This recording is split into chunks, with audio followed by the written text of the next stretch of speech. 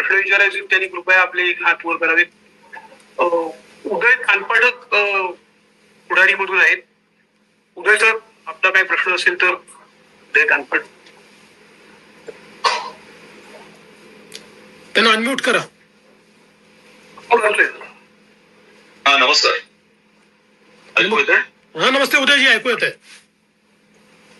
इथे अशी टीका झाली सातत्याने विरोधकांकडून, तिथे जाऊन सुद्धा इथल्याच लोकांनी एमओयू केलेले आहेत.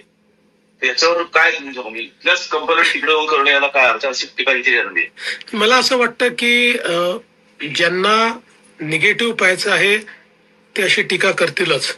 मुळामध्ये ही असूया आहे की त्यांच्या काळामध्ये त्यांना जे जमलं नाही ते शिंदेजींच्या काळात आणि आता आम्ही करू लागलो आहे.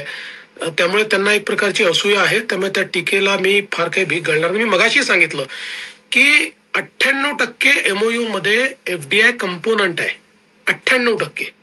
त्यामुळे आज आपण ग्लोबलाइज जगामध्ये आहोत. समजा आपली जेएसडब्ल्यू कंपनी सारखी एक कंपनी आहे, तर ही जेएसडब्ल्यू कंपनी जरी भारताची असली तरी ग्लोबल कंपनी आहे.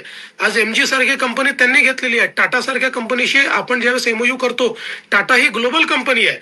त्यामुळे ते त्यांच्या ग्लोबल पार्टनर सहित आपल्यासोबत एमओयू करतायत. त्याच्यामध्ये एफडीआय कंपोनंट आहे. त्यामुळे आता कोणी जर असा विचार केला तर काही लोक असं देखील म्हणू शकतात की तुम्ही जम्मूला जाऊन करा, तुम्ही काश्मीरला जाऊन करा, असं म्हणणाऱ्यांना काही हे नाहीये. याच्यामध्ये मुळात मुद्दा काय आहे की किती इन्व्हेस्टमेंट आपल्या राज्यात येते आहे. हे आधी आली का? समजा तेही लोक गेले होते ना डावोसला, त्यांनी केले नाहीत का करार डावोसला, पण 50,000 कोटीचे झाले. आम्ही 5 लाख कोटी आणि 15 लाख कोटीचे करार या ठिकाणी करू शकलो. तर हे असूया आहे. त्यामुळे उदयजी या असूयेला काही उत्तर नाहीये. कोणी जर मनातनं जळत असेल तर नाहीये. पण मी असं म्हणेन की महाराष्ट्रात इतक्या मोठ्या प्रमाणात जेव्हा इन्व्हेस्टमेंट येते तेव्हा महाराष्ट्रातल्या जनतेला आनंद आहे. विरोधकांना दुःख होऊ शकतं.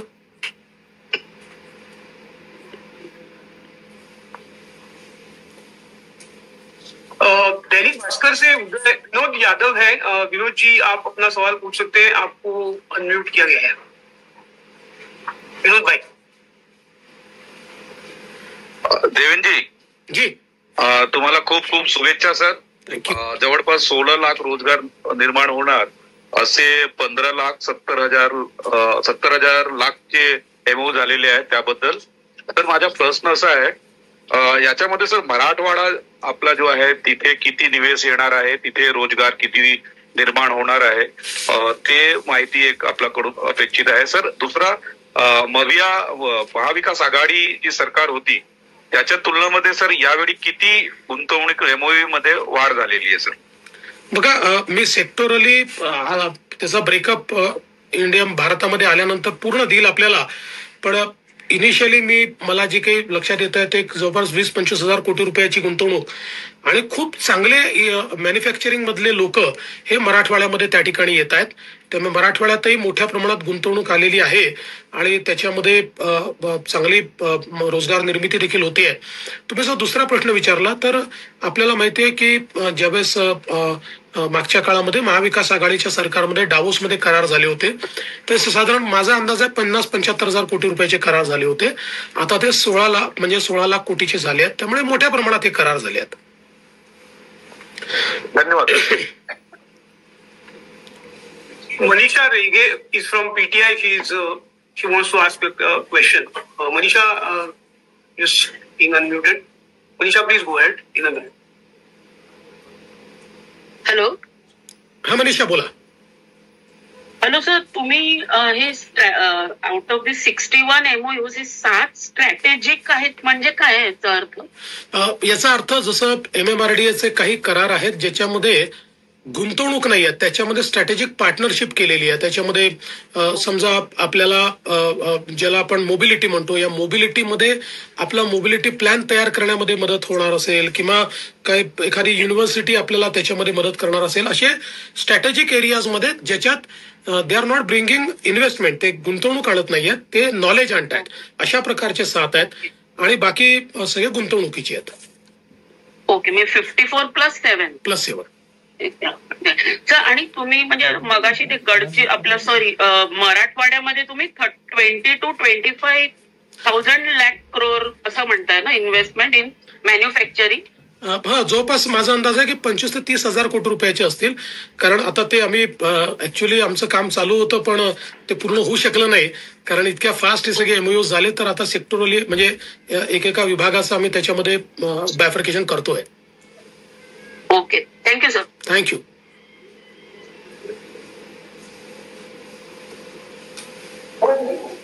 Sir, Faisal Malik from Hindustan Times wants to ask you a question. Faisal? Yeah, Faisal. Sir, am I audible? Yeah, you are audible. Yes, sir. So I just wanted to know if you could tell us in the last 2 years how many, basically the MOUs done by your government, how many of them have been translated? If you could share some details about it.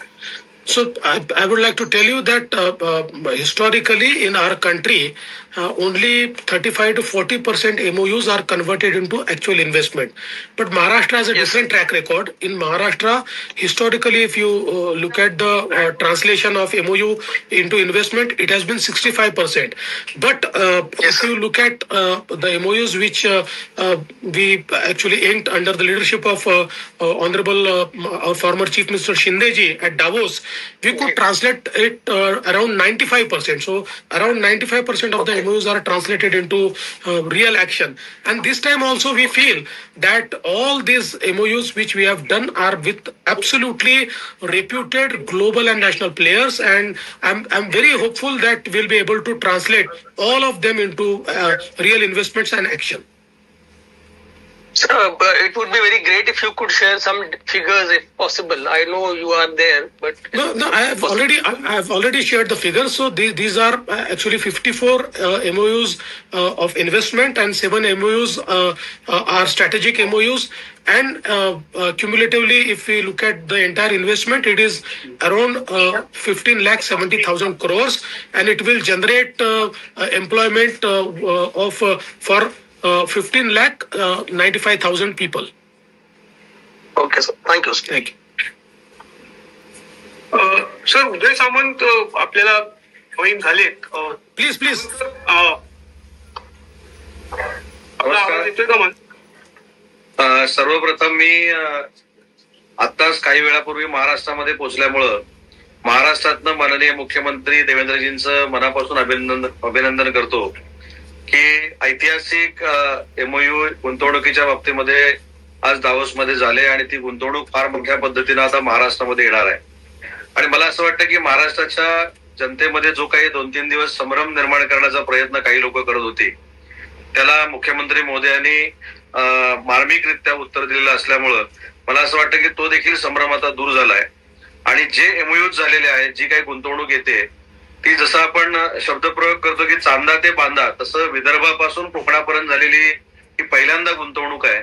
आणि याच्यातनं जवळजवळ लाखो तरुण आणि तरुणींना रोजगार मिळणार आहे, त्यांच्या हाताला काम मिळणार आहे.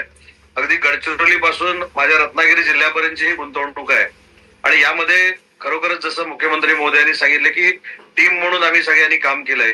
आणि मागच्या 2 वर्षी देखील मला दावोसमध्ये जाण्याची संधी मिळालेली होती एकनाथ शिंदे साहेबांबरोबर, त्यावेळी देवेंद्रजींबरोबर मिळाली. आणि मी स्वतःला भाग्यवान समजतो की ज्यावेळी ऐतिहासिक 15,70,000 कोटीचे MOU हे झाले दावोसला, त्यावेळी मी राज्याचा उद्योग मंत्री आहे, हे देखील एक फार मोठं राजकीय भाग्य आहे. आणि म्हणून मला असं वाटतं की जी गुंतवणूक आम्ही आणलेली आहे, जे MOU झालेत, त्याची अंमलबजावणी त्वरित करून बेरोजगारी कशी दूर होईल आणि त्याची अंमलबजावणी कशी होईल यासाठी उद्योग मंत्री म्हणून माझा देखील प्रयत्न राहणार आहे. शेवटी जी काही टीका टिप्पणी होते याच्याकडे दुर्लक्ष जरी करायचं म्हटलं तरी देखील ही जी गुंतवणूक येते त्याची अंमलबजावणी काटेकोरपणे करणं ही माझ्या विभागाची जबाबदारी आहे. आणि मी या पत्रकार परिषदेच्या माध्यमातून मुख्यमंत्री महोदयांना, दोन्ही उपमुख्यमंत्री महोदयांना आणि महाराष्ट्राच्या जनतेला आश्वस्त करू इच्छितो की महाराष्ट्रातली ही गुंतवणूक परत कुठे जाणार नाही आणि टीकाकारांना ती संधी मिळणार नाही, याची जबाबदारी माझा विभाग नक्की घेईल. आणि म्हणून पुन्हा एकदा मी महाराष्ट्रात असल्यामुळे मुख्यमंत्री महोदयांचं अभिनंदन करतो, आमच्या सगळ्या टीमचं अभिनंदन करतो. आणि जे ऐतिहासिक MOU झालेले आहेत त्याच्यातनं महाराष्ट्रामध्ये औद्योगिक क्रांती तर घडेलच, परंतु फायनान्शियल ग्रोथ देखील महाराष्ट्राची नक्की होईल याचा विश्वास बाळगतो आणि थांबतो. जय हिंद, जय महाराष्ट्र. धन्यवाद. मृणालिनी नानिवडेकर यांना प्रश्न विचारायचा आहे. मृणालिनी मॅम, मी आपल्याला विनंती करतो प्रश्न विचारा. मृणालिनीताईंचा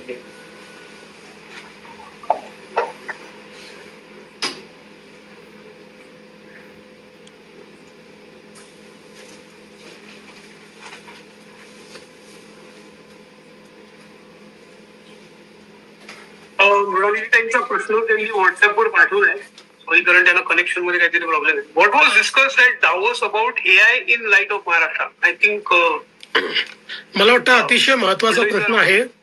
आणि आता AI मुळे जवळजवळ सगळ्या इंडस्ट्री चेंज होत आहेत. AI मुळे सगळं जॉब मार्केट चेंज होत आहे.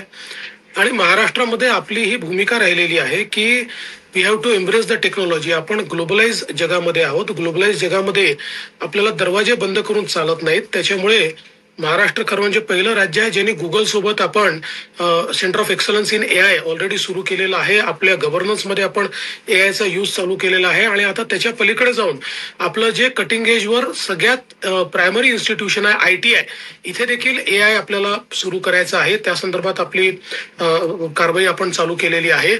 आणि एवढंच नाही तर आपण हा देखील निर्णय घेतलेला आहे की आपण एक इनोव्हेशन सिटी आपण तयार करणार आहोत नवी मुंबईमध्ये, जी जगभरातल्या इनोव्हेशन्स करता एक इकोसिस्टीम तयार करेल आणि जी AI पॉवर्ड असेल.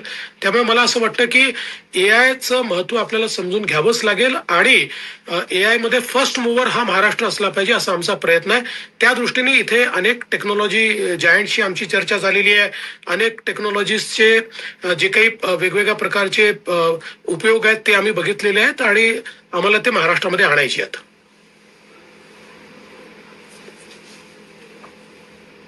हिंदूच्या विनया देशपांडे. विनया, आपला प्रश्न विचारा कृपया. आपल्याला अनम्यूट करण्यात येते. Good evening, sir. Heartiest congratulations, first of all. And there is a lot of buzzword around sustainability, even in the World Economic Forum.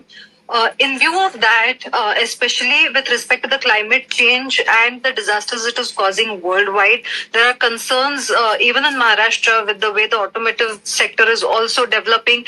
Are there any specific discussions with respect to sustainability at a time when you're saying that so many investments will come? How will the state government ensure that they will be in line with sustainable development and will address the climate change issues that are being raised everywhere? Thank you. Thank you, Vinaya. I think this is a very good question, and I must tell you that most of our MOUs are around sustainability. In fact, we have discussed here and we have inked MOUs which are around circular economy, which are around renewable energy, which are around green hydrogen, which are around water sustainability issues, also around clean fuel issues. So I think the focus in the Davos along with AI, it was sustainability, and that has reflected in the investments as well. Today we are becoming the EV hub of India. So much of investment is going into electric vehicles in the state of Maharashtra, whether it is in EV cars, whether it is in EV buses. The entire transportation ecosystem is being developed. And apart from that, also we have got investments in solar manufacturing, and not just solar, the entire solar ecosystem manufacturing. So I think these investments are around sustainability, and we are getting a lot of investments in sustainability.